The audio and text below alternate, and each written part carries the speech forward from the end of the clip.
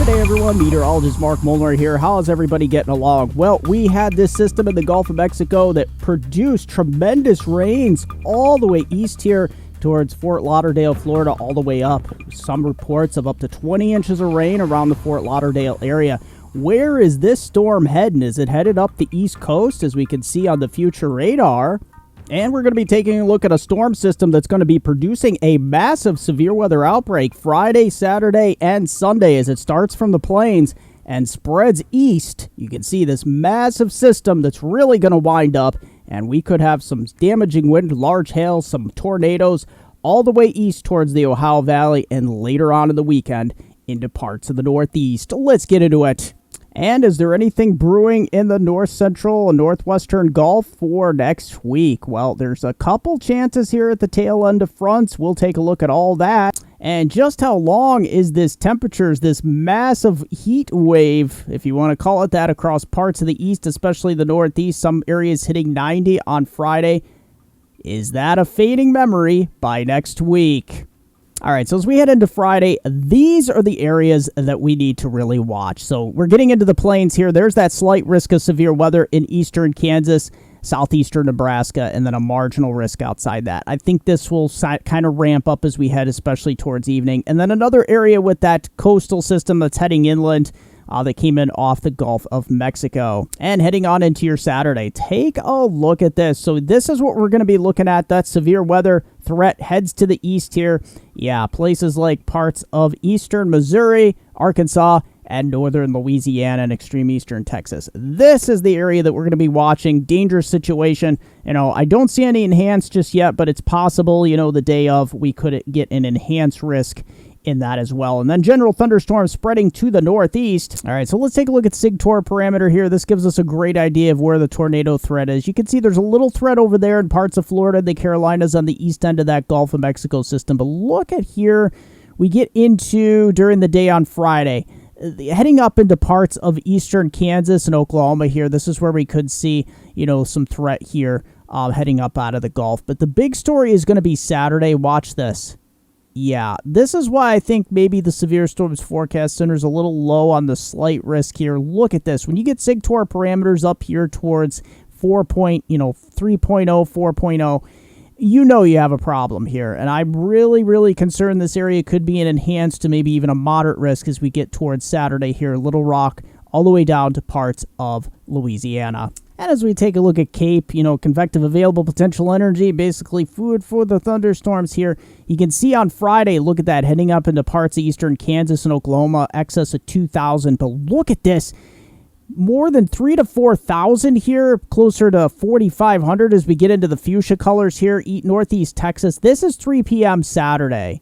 So Saturday is definitely going to be a very explosive day here across parts of the South. Thankfully, it doesn't make it that far east of the Mississippi River. All right, so HRRR future radar here. That system across the southeast that came in off the Gulf gave areas of Fort Lauderdale up to 20 inches of rain. Wednesday evening, that was insane. Flash flood emergency. Take a look at this. This system is going to be booking it to the northeast, up the Appalachian Mountains. We will get some strong thunderstorms across parts of the Carolinas as we get into the day. Here we go on Friday. And take a look at these. Some of these could pack a punch. We're expecting a slight risk, but some of these could contain damaging wind, large hail, maybe some isolated tornadoes as well. We get into 9 p.m., 10 p.m., 11 p.m., Friday evening here, take a look at that, getting up into parts of mid-Atlantic. Things really start to get going here across parts of the plains. Let's just back this up a few frames. After 6 or 7 p.m., we get explosive development up here into parts of Kansas, Nebraska, and Iowa. Take a look at that. Now, most of the instability is further south here, so we don't get development just yet there. But look at that as we head throughout the night. Heading on into Saturday. Saturday is going to be more of the severe weather day. Now look at the parts of the Northeast here. You get into Pennsylvania and parts of New England here. As we head towards 2 p.m. on Saturday, showers and thunderstorms breaking out parts of Harrisburg up to Wilkes-Barre, Scranton, New York City. So that's associated with this system that will be heading up the Appalachians and off the East Coast here. Now, as we take a look at the damn 3 kilometer, take a look at this. So there's a more prominent squall line associated on the NAM 3 kilometer here, showing a bit more instability across eastern Kansas, north central Oklahoma. This is 11 p.m. Friday evening. Now, that kind of falls apart a little bit throughout the night, but watch those boundaries overnight. That's where we're going to start to see those fire during the day on Saturday. Look at about 6 p.m. Seems like, after right around that dinner hour, we're going to see that explosive thunderstorm development. And watch what happens here. It kind of correlates with that SigTor parameter and that Cape values that we saw. Look at this. All the way from southern part of Iowa, all the way down to especially parts of southern Missouri here into Arkansas and down into eastern Texas. There could be explosive thunderstorm development. Little Rock, you are probably ground zero for this, all the way down to north central part of Louisiana. So this is going to be a massive squall line. Very concerned about tornadoes as well. That turns into a damaging straight line wind event overnight Saturday night as we head towards the Mississippi River Valley. Now, as we head up across parts of the Midwest, it's kind of a broken line of thunderstorms west of Chicago, but I still cannot rule out some stronger thunderstorms up here into parts of Illinois. Now, look at, as we head towards the Northeast here, the NAM is a little bit less prominent with these showers and thunderstorms Saturday. Nevertheless, if you're in parts of Pennsylvania, New York, parts of New England, you still have to keep an eye out for some afternoon and evening showers and thunderstorms here. So as we take a look at the NAM 3 kilometer, yeah, we got some stronger thunderstorms out here into parts of the plains, Missouri. There you have it. That's where we're going to see some problems as we head towards the Mississippi River Valley, as we head towards Saturday night. But look at this in the parts of the Northeast here. We definitely could have some showers and thunderstorm activity. The NAM 3 kilometer is a little bit to the east, you can see in parts of New England. So definitely, if you're in these areas across Pennsylvania, parts of New England, we may see some showers and thunderstorm action on Saturday. But look at that. Our attention draws to the Mississippi River Valley. Look at this.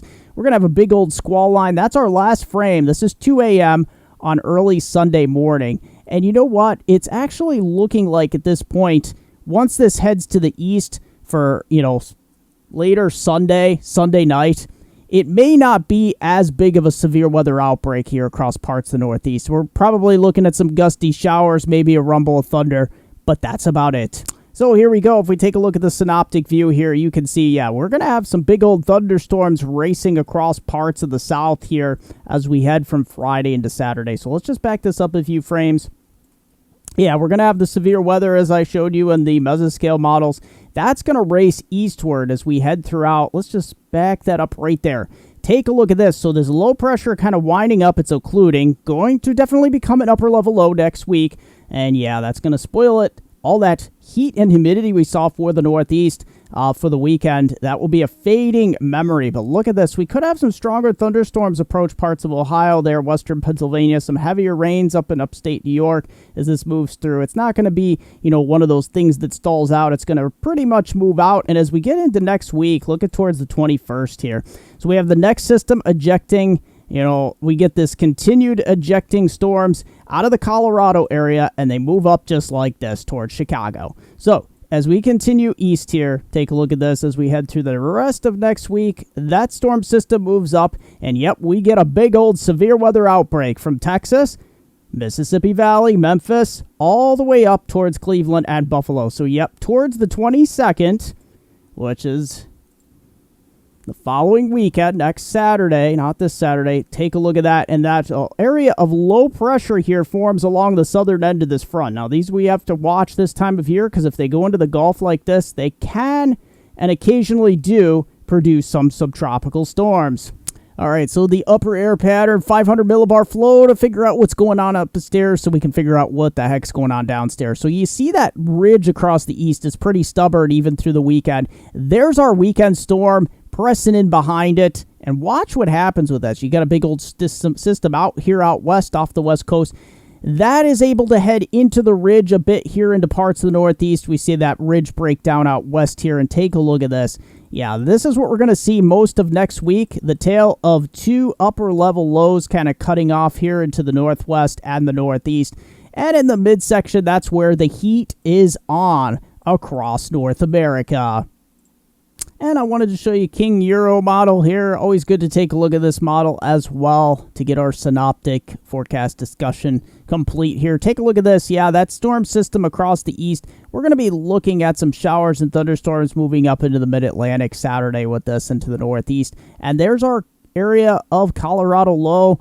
It just seems like a broken record with these lows, and that gives way to some severe weather as we head towards the east here. But, this is going to be a severe weather problem, but it's not going to be the massive outbreak that we've seen quite a few times in the past here.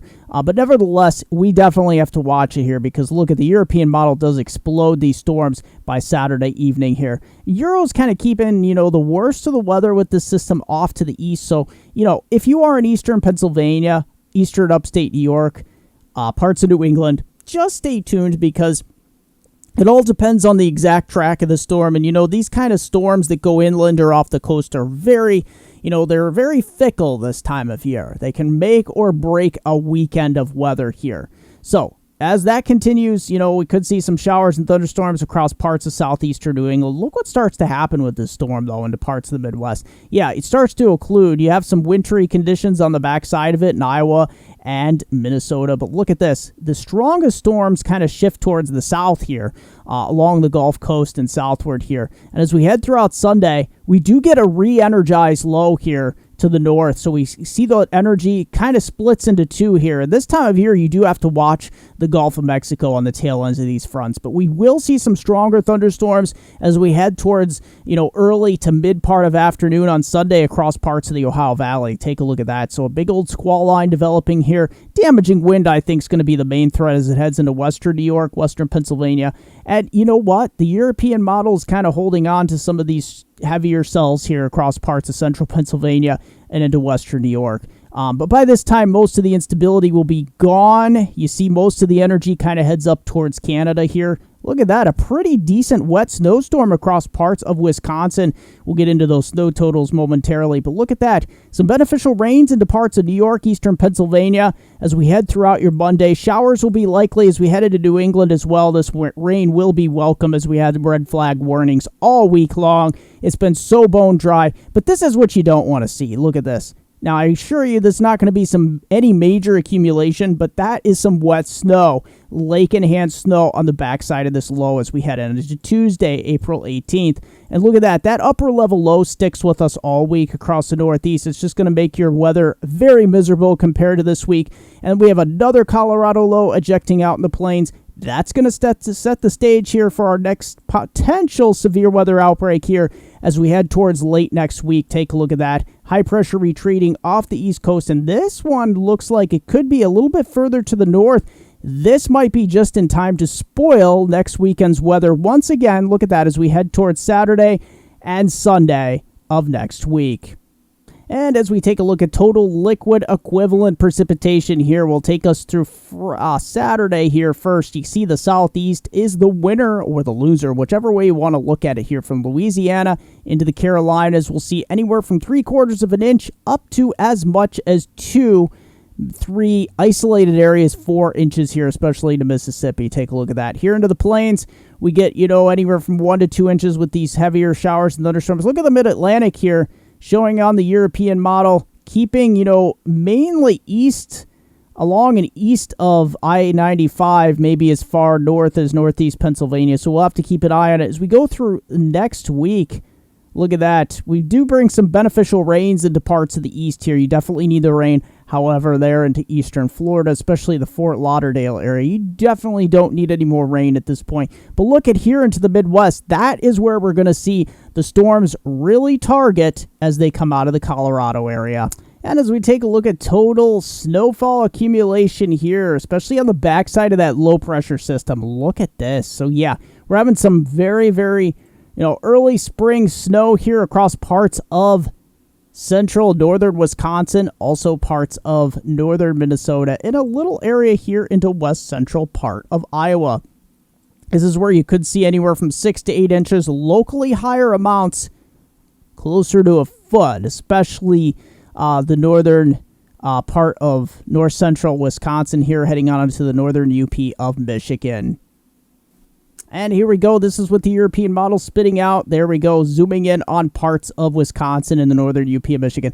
This is where we're going to see, quite a bit in the way of snow. However, kind of lighten this up a little bit. We have a higher sun angle this time of year. Widespread, probably 4 to 8 inches. Locally higher amounts to a foot, especially when, the most snow, if it can fall during the overnight hours as opposed to the daytime. All right, so to all my Atlantic viewers here, Gulf of Mexico, Caribbean, how's everything going? Well, we had a little scare here with that potential subtropical. That has moved well inland and northward. What is going on behind that, though? As we said here, we're going to be looking at mostly clear conditions, intertropical convergence zone as well to the south over here into South America, so that's not going to be a factor. This time of year, we have to watch the Gulf of Mexico and up the East Coast, most likely. So, as we continue in time here, I'll just briefly show you what I showed you earlier here. And it's these tail ends of fronts as we head towards April 23rd. You get these thunderstorm complexes that head into the Gulf. Please stay tuned because there is a possibility we could see a subtropical storm before the month of April is out. And here down towards the land down under Australia, take a look at this. Ilsa, major cyclone category 5, made landfall last night. It was the strongest in nearly 14 years. That's going to be heading inland and producing tremendous amounts of rain. You can see it made landfall. It was mostly a rural area, but still, those people there probably dealt with total destruction. And then it heads towards Alice Springs towards, later on the day on Friday. And that races east, and it basically gets caught into the easterlies here. So taking a look at the rest of the western Pacific up here, take a look at this. Yeah. It's not too bad. The Philippines up through Japan and China have been really quiet as of late. We got these systems coming out of the north here. But, as we head throughout April and into May, we have to watch the typhoon season because I think things are going to really start ramping up. You can see a little evidence of it out here. Nothing really of interest out here. But as we go in time here, you can see the Philippines is experiencing one of its longest stretches I've seen so far in quite a while of, being rain-free. So please enjoy it because it's not going to last. And John from the Hicksville, New York area, taking a look at his snapshot from the first 100-degree day here. Take a look at this heat building. Humidity is actually building, too, across New York State and much of the Northeast. We have some air quality alerts. And, yeah, conditions are feeling more like mid-July rather than mid-April. Nice capture there, John. And here we go with temperatures, high temperatures. Yeah, Friday. This is crazy to even think about. Look at this 90s here in the Northeast. Susquehanna Valley eastward to New England. That is insane for mid-April. Look at this, 90s, 90s. So yeah, it's actually going to be warmer in parts of the Northeast than it is in parts of the South here. Imagine that. Look at that. As we go towards Saturday, yeah, you start to see a interesting pattern here. You can see where the cold front is. So we're getting some 90s here again in Texas and Florida. A little bit of a cool down in the Northeast with some precipitation, especially later in the day. The clouds and the rain and thunderstorms roll in. But look at this big old cold pool of air heading east here. We do warm it up a bit here into the Northeast into the 70s and 80s for your Sunday. But watch this Monday. A big slap of reality to the face here. Look at this. Yeah. 50s and some 60s. You're still above average here, though. Please. We can't complain. But look at this. Florida and Texas continue to bake. And look at this as we head to Tuesday. Look at this. Yeah. That cold pool of air really settles it now. Now it's getting ridiculous. Look at that. 46 for Rochester, 41 for Jamestown, New York. Okay. Now you can start to complain a little bit here. And as we head towards Wednesday, look at this. Yeah, the big old heat Firecracker Ridge continues over Texas and Florida. But look at this. There's that upper level low, spoiling it for the Northeast. And I wanted to leave you with this. Look at this into the Northeast. This is your Friday. That is it right there. That looks like mid-July, not mid-April. Look at those 90-degree temperatures from Elmira, Binghamton, Wilkes-Barre, Scranton, down into parts of the Catskills, Poconos, New York City, and Connecticut, and even parts of west central Massachusetts. Extended outlook from hometown viewers, Binghamton to Scranton's Upper Susquehanna River Valley. Look at this, Friday through Tuesday. What is going on here? Look at this. We start at 92 degrees for a high on Friday. Air quality alerts, red flag warnings. The humidity will be on the rise, though, so that'll help the fire threat. But look at that. Saturday, we cool it down a little bit with some scattered showers and thunderstorms coming in from the southeast with that potential system coming up from the Gulf of Mexico. So that'll be riding up the East Coast. So we might have some showers and thunderstorms between especially 1 p.m. and 8 p.m. It's not going to be an all-day rain washout event, but so just stay tuned. It could, we could have some of that shower and thunderstorm activity into Sunday. You'll be able to salvage most of a nice day. After about 3 p.m., there'll be some scattered showers into Monday. Look at this. Yeah, an all-day rain event. This is where the cold front really starts to come crashing through for Tuesday. Windy conditions turning blusterier. And look at that, 35 for a low and only making it to 49 degrees. Thanks for joining me for this edition of MeteoMark's Weather Northeastern and Weather Eastern. Don't forget Facebook MeteoMark, Weather Northeastern, also Hurricane Northeastern, at Susquehanna Weather for my local page. And guess what? MeteoMark.com, WeatherNortheastern.com is Twitter, at Weather Eastern. Don't forget, question or comment down below. Smash that like button, subscribe, hit that notification bell button, share the video, and thanks for joining me.